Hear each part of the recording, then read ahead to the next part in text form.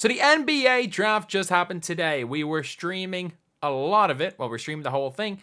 And we're going to be talking about the winners and losers. So before we get on, if you guys are new to the channel, subscribe. We're trying to hit 13. We're almost at 13,000 subscribers. Thank you guys so much, by the way, for all the support in the channel recently. It's been absolutely incredible. Just thank you guys so much. But anyway, we're going to be talking about the winners and losers of the draft. And we're going to be talking about the winners first, followed by the losers. And the first winner is the Los Angeles Lakers for taking Dalton Knecht. They got arguably the 5th best player in the draft with the 17th pick. And not only that, if you're talking about fit for the Lakers right now, they might have got one of their first 3 choices with the 17th pick. They didn't take the meme pick. They didn't draft Bronny, although someone in the loser column, you could argue, drafted a guy probably worse than Bronny. Or, not worse than Bronny, but has a worse resume than Bronny. But Dalton Knecht, an unbelievable pick for LA. An absolutely unbelievable pick for LA. This guy is going to come right in and play. He probably won't start, but he could start. He's going to be a straight away impact player. And he is going to help this team on the offensive end massively. He's going to benefit from LeBron. He's going to benefit from AD. He is going to be an elite player. And to pick him up at 17 is huge. The next winner is, I'm so high on this guy. Like, if you have watched my channel for the last while, like, I am super, super, super high on this guy. And it is Kel'el Ware. Kel'el Ware has gone to my Miami Heat. I think you got the 2nd best center in this draft with the 15th pick as the 4th. There were 4 centers taken, and I think they got the 2nd best one with him. If you guys have not seen my channel, 4 weeks ago, how the Hawks can win the draft, trade down for Kel'el Ware. Is this the only Kel'el Ware video I've made? He needs to be a lottery pick, better than Sarr. I am so high on Kel'el Ware. And if there's anywhere that's going to maximize Kel'el Ware's potential, the only problem with him is people are talking about his motor and his love for the game. His improvement between his freshman and sophomore year means very clearly, whether or not you think he loves the game, whether or not he shows any sort of effort, he's very clearly improved massively year on year. So he's got that in him. Like, you don't improve like that if you don't work. And then playing with Miami, this is a place where you could maybe get the best of Kel'el Ware. And Kel'el Ware is a guy who, if he reaches his potential, he has Sarr level potential. He has a better touch than Sarr. He's a better shooter than Sarr. He's very, like, his dimensions are almost identical, and he's equally as athletic. This is a guy that as a Miami fan, I know Dalton Knecht was there, but especially because Miami are looking to move Bam to the 4. I think Kel'el Ware's ability to space the floor a little bit, his defensive potential, I think this is a guy that at 15 is going to be the perfect fit. And if there's no place I'm more confident in him reaching his full potential in Miami, and his full potential is one of the top 3 or 4 players in this draft. Not rookie of the year candidate, but I wouldn't be surprised to see him in those conversations. Next winner are the Portland Trail Blazers. They got Donovan Clingan. All the rumors of them going up, all the rumors of them having to trade up for Donovan Clingan. Apparently, rumor was them going to 3, or even them taking Zach Edey at number 7 because they were scared of him going at 9 and not being there at 14. It didn't matter. They got their guy. They got the guy that they were going to trade up to 3 for, and they got Deni Avdija. Deni is exceptional. He is a player that will fit with any team. I don't like the fact that he's not like near a contender. He is a guy that if he was on a contender would really fit. An improved shooter, a good playmaker, an elite defender with good size, with the ability to guard 1 through 4. Deni is a perfect complementary piece. And if Scoot Henderson is what is expected, I know he didn't have the greatest rookie year, but trust me, the way he ended it, he still looks pretty good. You've got Shaedon Sharpe. You've now got your big in Donovan Clingan. You can move on. You can get something for DeAndre Ayton. There's going to be a team willing to give up something for DeAndre Ayton. A team like the Pacers might be willing to give us something. Like, they were going to offer him a max. So there are teams that are going to look for Ayton, and then you're going to put Clingan in there. This is a really good young team. This is a really, really good young team. And to get the guy who everyone thought was the 3rd or 4th best player in the draft at 7 is always going to be good, regardless of how they play. The next winner are the Chicago Bulls. As I'm wearing my Bulls jersey, as a non-Bulls fan, It doesn't matter. It doesn't matter, Matas. I still rate you. I still think you're good. Even though you blocked me on Twitter. I wonder when this is. I wonder what, like, I didn't even say it ain't that bad. I still stand by. I said if Cody, Williams, Shepard, and Dillingham are top 5 picks, I'd be extremely worried if I was a fan of a tanking team. I don't think any of Reece, O'Shea, Sarr, Topic are in the conversation for top pick any other year. Muzelis / Holland, not worth top 5 pick either. That's the only time I've ever mentioned Matas Muzelis. And I think on the videos I've said the idea of him I think is better than the player. I'm sorry, Matas. I get it, he shouted out his haters. You were drafted 11th. You are a steal. You're one of the steals of the draft, Matas. You wouldn't, like, as a top 5 pick by top 5 pick, I mean in general, nah. I think last year you're not a top 5 pick. I think most years you're not a top 5 pick. I'm sorry. I don't think you are. But you were a steal in this draft. In this specific draft, you going 11 is an absolute steal. And I'm sorry, Matas. Please unblock me. Please unblock me on Twitter. I'm wearing a Bulls jersey for you. But no, shout out to him. I actually think at 11, that's a good pick. He wants to be in Chicago. I think that's a really, really good pick. And then we're looking at another winner as the Timberwolves getting Terrence Shannon Jr. I really like this pick. I think this is a guy who should have, maybe could have been a lottery pick. I think he's one of the better players in the draft. A little bit old, but again, he's not old in general. He's just a little bit old for this draft. I think he is a guy that if the off-the-court stuff didn't happen, or the situation didn't happen, because it seems likely that he didn't really do anything, or he didn't do anything. So if it wasn't for that, I think he's a lottery pick, or worst case scenario in a Dalton Connect situation. To get him as low as they did, I think that is a fantastic, and I mean fantastic pickup for the Minnesota Timberwolves. The team is going to help them right away.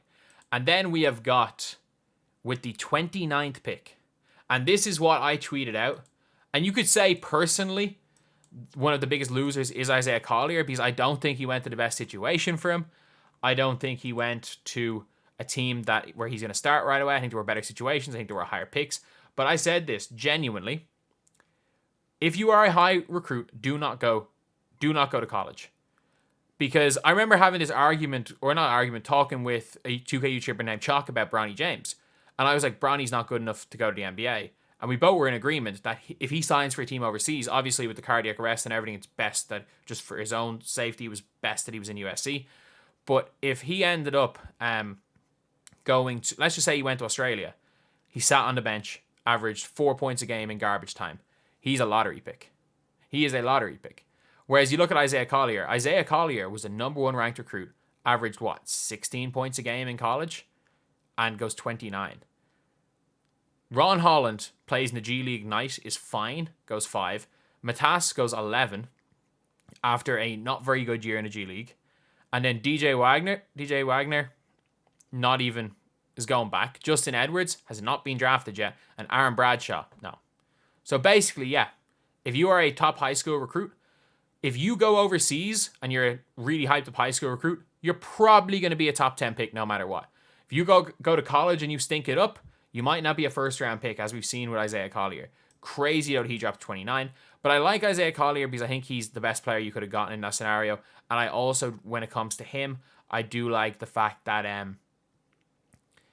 you've got, like, I like the fact when it comes to Collier that they got Cody Williams as well. I think the two of them are good picks. Cody Williams is a good wing. And look, you can move on from Colin Sexton now. You might be able to get something for Colin Sexton because he still has a bit of value. And depending on how good he is, he could slot right in. Like, this is, again, rookie of the year. You could look at a potential rookie of the year candidate at the 29th pick, which is wild. So they are going to be my winners. And my losers of the draft, first up is the Cavs selecting Jalen Tyson. Not that I think he's that bad. I just think around when the Cavs drafted, I think that there were better options. And I think that there are better options. I think Keyshawn George is better. I think Johnny Furphy was better. I could be really wrong with this one. I just think it was a reach. I just think it was a reach taking him where they did, when I think there were better players at his position that were that you could have taken at 20. I'm not, like, again, there were no major losers in this draft, but I'm just going to mention him because I'm like, I don't really think he's that much of a loser. So they're that much of a loser, so I just wanted to mention him because I wanted to get the 5. And then we got the Houston Rockets again with Reed Shepherd. I just think taking him a 3 is a reach. I just don't think he's a guy that's worthy of the number 3 pick. And I think that you could have gotten something better than Reed Shepherd in trade value. I think you could have gotten a desperate team. You could have gotten something. And I think had you traded down with, had you been able to trade down with like Portland or Memphis, because like Memphis apparently were trading right to the very end with Charlotte. I don't know what they were offering, but you could have traded down with 9. You could have traded down at 9, gotten 1 or 2 assets. Heck, even for short term, you could have tried to see if you could get yourself like a Marcus Smart and then make your pick at number 9 just to see what you're going to get. I just think Reed Shepherd is a reach. I don't think it's that bad, but I do think he is a bit of a reach. Then we have got the Detroit Pistons.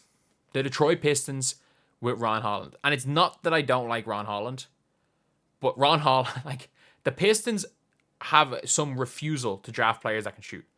The Pistons are going to go out next year with potentially with a 5 of Cade Cunningham, a point guard who needs spacing, who could be one of the best point guards in the league in a few years if you just surround him with shooters. Jaden Ivey, not a shooter. Ron Holland can't shoot at all. Sarr Thompson, one of the worst shooters in the league, and Jalen Duren, who can't shoot. This is a team that seems to be allergic to the 3-point line. They're prepping for a future where Adam Silver says scoring's too high, so we're removing the 3-point line again. And even still, if they remove the 3-point line, I don't think you're going to get enough looks off this. Ron Holland is going to look bad. How is he meant to look good when the only thing he's going to be, like, if he drives to the basket to use athleticism, there's going to be 17 bodies in the paint? You're going to see the return of the compact 2-3 zone. The compact 2-3 zone might come back for this team. I don't know what they're doing. I like him, by the way. I like Ron Holland. I think he's a good player. But why would the Pistons just keep drafting non-shooters? Every year they will draft non-shooter after non-shooter after non-shooter. And it's just not good. The Pistons are losers purely because they drafted someone who might be the best player available, but is the literal worst fit of any player for the entire team. Because he's not replacing anybody either. It's not like if they drafted Klingon and you're just like, okay, yeah, Duren, we're getting rid of you. No, he's coming in to start with a bunch of non-shooters. I'm also going to put San Antonio Spurs as a loser in this draft because not even so much about the Castle. The Rob Dillingham trade I really didn't like because when it came to the San Antonio Spurs, I think that Rob Dillingham or a redshirt Nikola Topic are both better than a 2030 first round pick. They just are. Especially a 2030 first round pick for Minnesota, who are going to be good in 2030 because Ant's still going to be there. So I don't like that at all. And the problem is now is that unless they have something lined up, they're going to take a point guard. They are banking on Stephon Castle making jump shots. Wemby needs spacing. He needs playmaking. Stephon Castle's not a terrible playmaker, but he is a defender more so than anything. He's an elite defender. They already have enough really good defenders on their team. The problem with this team is spacing and playmaking. And I don't know if Stephon Castle fits either of them. But if you keep a Rob Dillingham, even if Stephon Castle is bad and Dillingham could be better, you have 2 chances at getting the point guard for Wemby with this draft. But you gave up on Rob Dillingham for a pick so many years down the line that doesn't really matter. And then you are now putting everything in on Stephon Castle. I don't hate Stephon Castle as a pick, but I think if Stephon Castle doesn't work out, you are in the exact same position as you're in this year, and you're not going to be any better. Unless they're trying to tank in 2025 again to hopefully get someone better. If Stephon Castle works out, great. If he doesn't work out, then he's just going to be a really good defender. And I don't mind it because I think worst case scenario, he's a really good defender. He's a situational player. He's going to be able to play the game. He's going to be able to be on the floor for you because he's a good enough playmaker. He's a good defender and he's smart. The problem is if he doesn't work out, the team is kind of screwed. And then last up in the losers is AJ Johnson. Like, what? Why? Why did you... It's not even that they drafted AJ Johnson. Like, you have the 33rd pick. Nobody, and I mean this, nobody between 23 and 33 was taking AJ Johnson.